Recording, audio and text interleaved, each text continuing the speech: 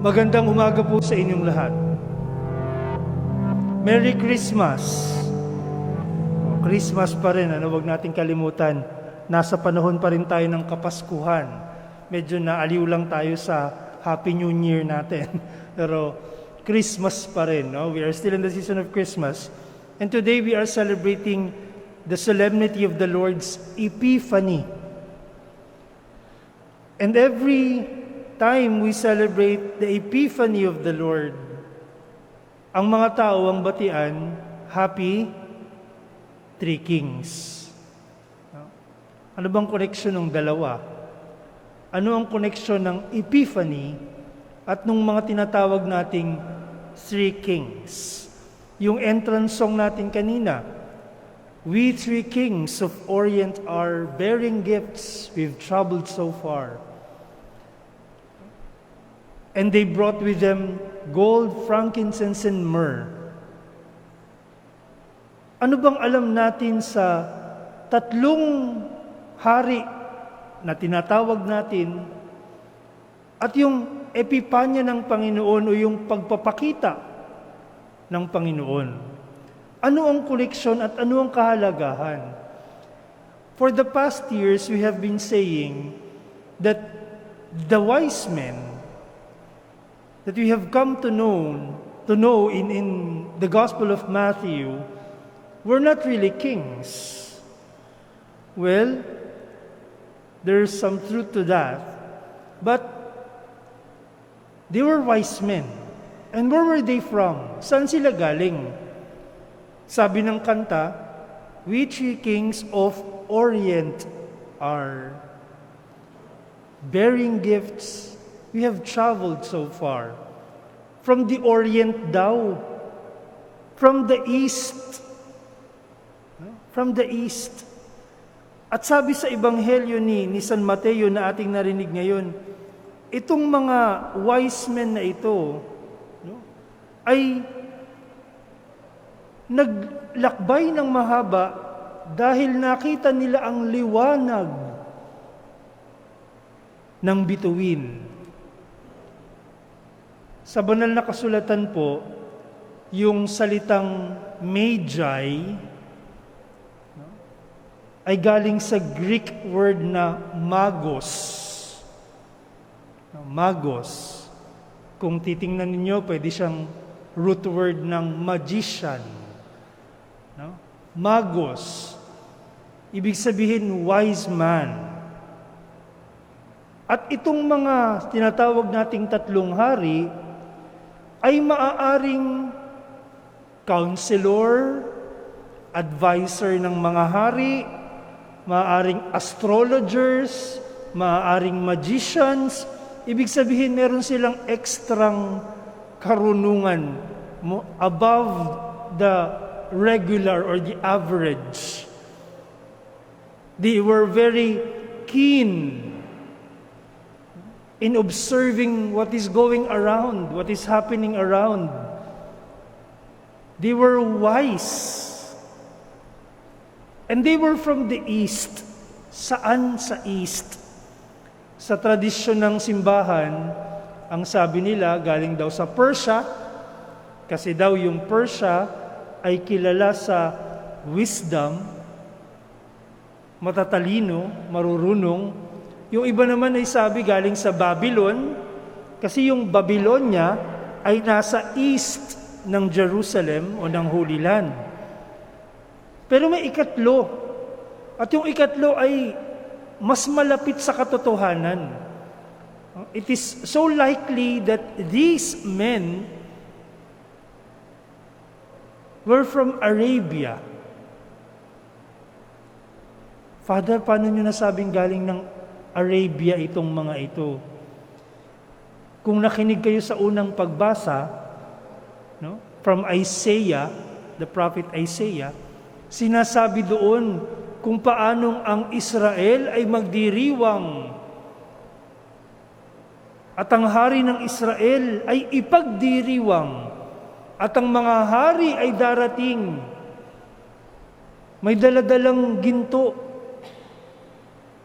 at insenso galing Sheba. Yung Sheba, o sa English ay Sheba, ay isang lugar na ang mga nakatira ay Arabians. Ito yung mga offshoots, no, lahi galing doon kay Ketura. No? And so it is right. It is most probably right. This is the fulfillment of the prophecy of Isaiah, that the kings of Sheba will come bearing gifts. The responsorial psalm for today tells us of the same thing, Psalm 72. The Arabian gold being offered to the king. And so these wise men perhaps were Arabians from the east. And they represent the pagan world.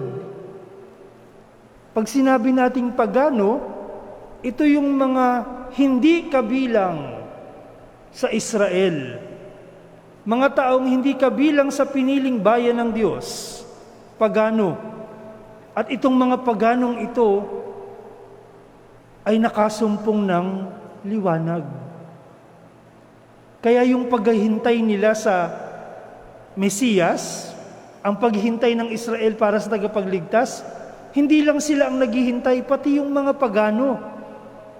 And there have been ancient writings that tell us that even the pagans were aware that a king will come from Judea.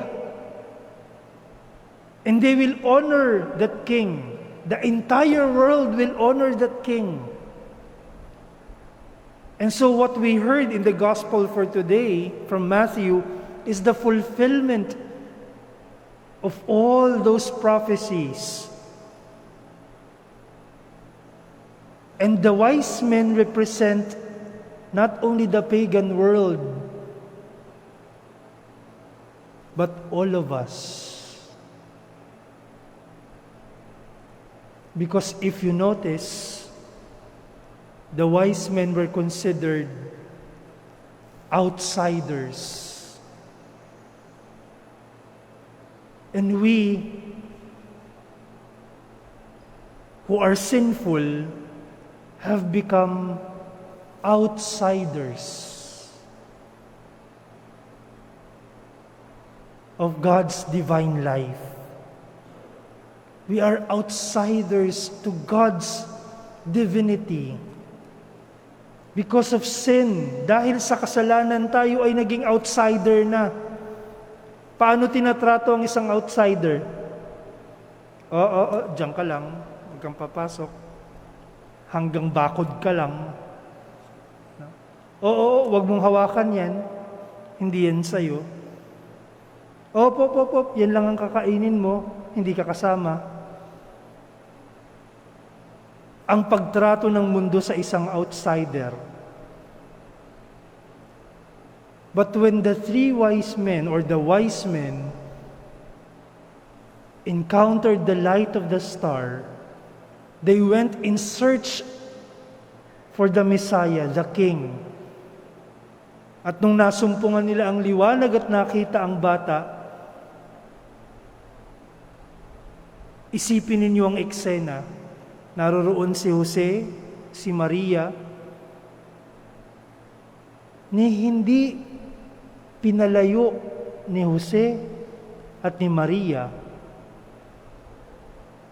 ang mga magong ito, yung mga outsider na ito.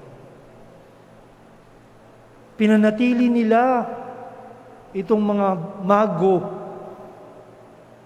doon sa sabsaban. Ang mga outsider ay pinapasok sa kanyang tahanan dahil nasumpungan ang liwanag ng Diyos. On the contrary, Herod, who first received the wise men and heard of the news that the king will be born and the star is leading them, he immediately summoned his experts and asked them where exactly. And he was threatened. He was threatened.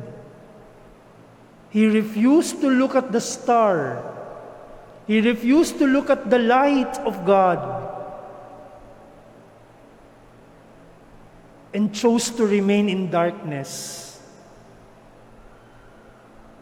And because he remained in darkness, he saw his kingship as solely for himself. Yung kanyang paghahari para sa sarili niya lang. At pag ikinumpara mo sa paghahari ng Jesus na isinilang sa sabsaban, isang paghaharing pinapapasok ang lahat sa kanyang kaharian. Pero si Herodes, na naghahari sa kanyang kadiliman, na-threaten pa.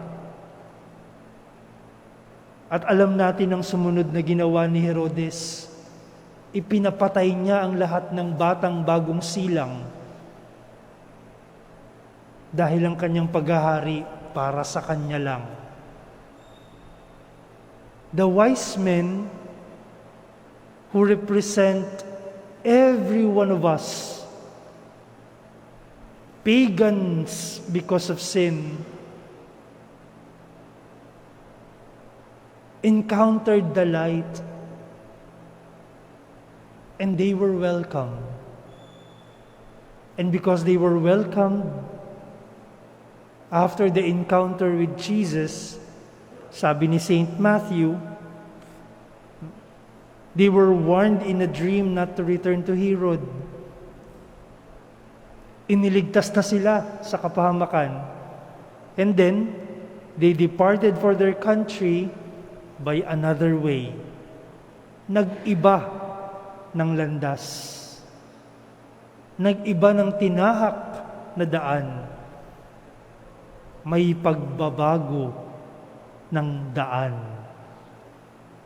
Saint Paul himself, who encountered the light of Christ, changed his ways. Changed his ways. And so Paul, no wonder, tells us in today's second reading that even the pagans, even the Gentiles, are saved by this King. Alam nyo, may dalawa pong kwento akong na-encounter this week na talagang nakakataba ng puso. Yung unang kwentong aking nabasa ay tungkol sa isang pari. At itong paring ito siguro nabasa nyo na rin o nakita nyo na yung picture. Nung bagong taon, tayo nasa loob ng ating mga tahanan, kasama ang ating mga mahal sa buhay, at least kayo. Ako, nandito sa kumbento, nakakulong. Kasama ang staff natin. Itong paring ito, alam niyo kung saan siya nagpunta? Siya'y nagpunta sa ilalim ng tulay. At sa ilalim ng tulay, nagdala siya ng pagkain.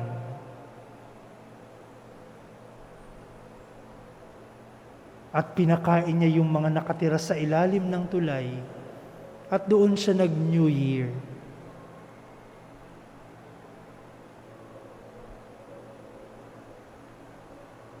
Yung ikalawang kwento ay tungkol kay Berta. Siguro rin ang iba sa inyo nabasa na rin ito. Si Berta ay isang lalaki na nagkaroon ng problema sa pag-iisip at palaboy-laboy sa kalsada, marumi, madungis, nanghihingi lang ng pagkain. Kung may magbigay, salamat. Kung wala, titiisin ang gutom. Hanggang siya ay tinulungan, dinala siya sa isang shelter, parang rehabilitation center. Siya ay naging mas malinis na, tinulungan ng pagpoproseso ng kanyang pag-iisip, naging mas maayos na ang kanyang pag-iisip. Alam niyo kung anong ginagawa ngayon ni Berta? Siya'y pumupunta sa mga kalsada. Siya naman ang nagpapakain sa mga taong lansangan.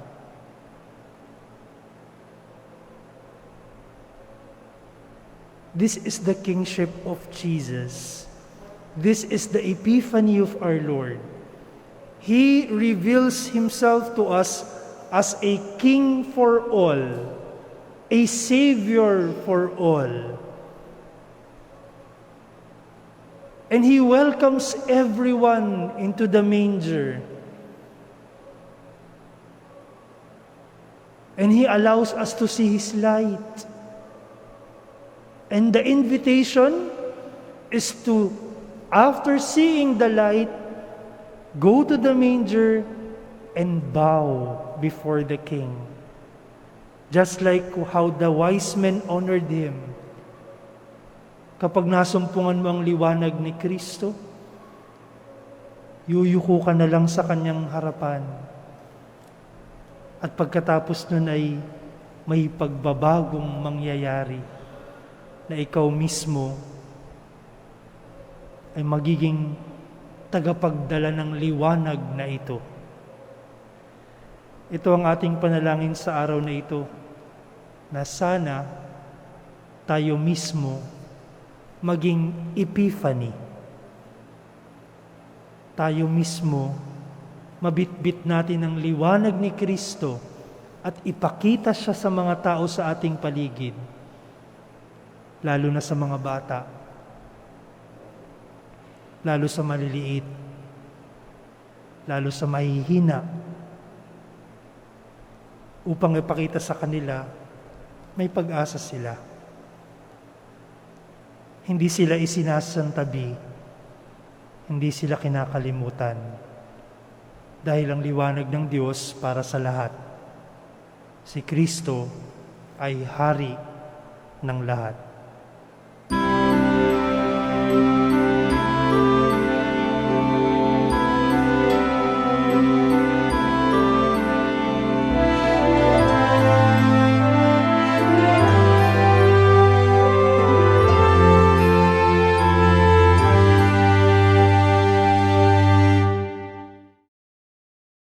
May this building which we dedicate to your name be a house of salvation and grace, where Christians gather in fellowship, may worship you in spirit and truth, and grow together in love, in real love, through Christ our Lord. Amen. Maraming salamat po at magandang gabi sa inyo.